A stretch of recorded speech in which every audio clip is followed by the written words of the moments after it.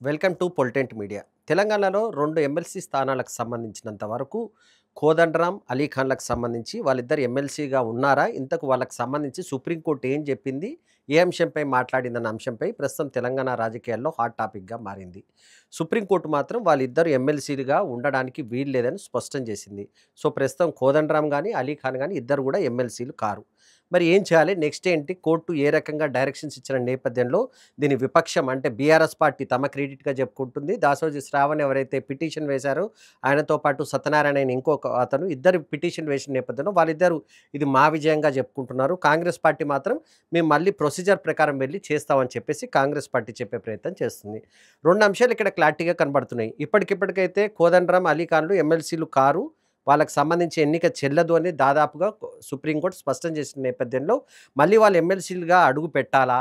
పెడితే కొత్త ప్రాసెస్ ఏంటి? ఈ ఈ అంశంపైనే ప్రస్తుతం రాజకీయ వర్గాల్లో చర్చ జరుగుతుంది. ఒక అంశానికి సంబంధించి సుప్రీంకోర్టు ఒక వెసులుబాటు వీళ్ళిద్దరికి ఇచ్చింది. కోదండరాంతో పాటు అలీ ఖాన్‌కి ఏమిచ్చిందంటే, ప్రాసెస్ ప్రకారం మళ్ళీ మీరు ఈ ఎన్నికను చేసుకోవచ్చని ఒక డైరెక్షన్ ఇచ్చిన నేపథ్యంలో ఇప్పుడు మళ్ళీ ఏం చేయాలంటే గవర్నర్ కోటాకు సంబంధించిన ఈ 2 ఎమ్మెల్సీ స్థానాలకు సంబంధించి నోటిఫికేషన్ ఒకటి రావాల్సి ఉంటుంది. నోటిఫికేషన్ ఇవ్వకుండా కూడా ఎందుకంటే కేవలం మంత్రివర్గంలో చర్చించి ఈ ఇద్దరిని మళ్ళీ ఎమ్మెల్సీలుగా చేయాలని గవర్నర్‌కి సిఫారసు చేయాల్సి ఉంటుంది.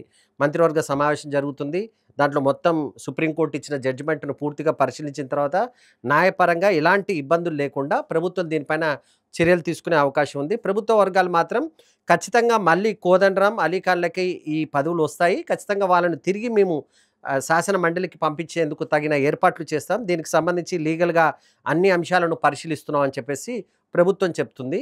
నైతికంగా ఇది తమ విజయంగా బీఆర్ఎస్ చెప్పుకుంటున్నప్పటికీ, బీఆర్ఎస్‌కి చెందిన వారికి ఎవరికి కూడా ఈ అవకాశం రాదు. ఎందుకంటే ప్రభుత్వమే మారిపోయింది. ప్రస్తుతం కాంగ్రెస్ ప్రభుత్వం ఉంది. కాంగ్రెస్ ప్రభుత్వమే గవర్నర్ కోటాలో ఎవరికివ్వాలనే అంశం పైన నిర్ణయం తీసుకుంటుంది గనుక, తిరిగి వీళ్ళిద్దరిని శాసన మండలికి పంపాలన్న ఆలోచనలో ప్రభుత్వం ఉన్నట్టుగా తెలుస్తుంది. అయితే ప్రస్తుతం లీగల్‌గా ఉన్న అంశాలను పూర్తిగా పరిశీలించి, మళ్ళీ భవిష్యత్తులో ఈ రకమైన ఇబ్బందులు రాకుండా, ఆటంకాలు రాకుండా అన్ని చర్యలు తీసుకోవాలని ముఖ్యమంత్రి రేవంత్ రెడ్డి అధికారులను ఆదేశించినట్టుగా ప్రచారం జరుగుతుంది.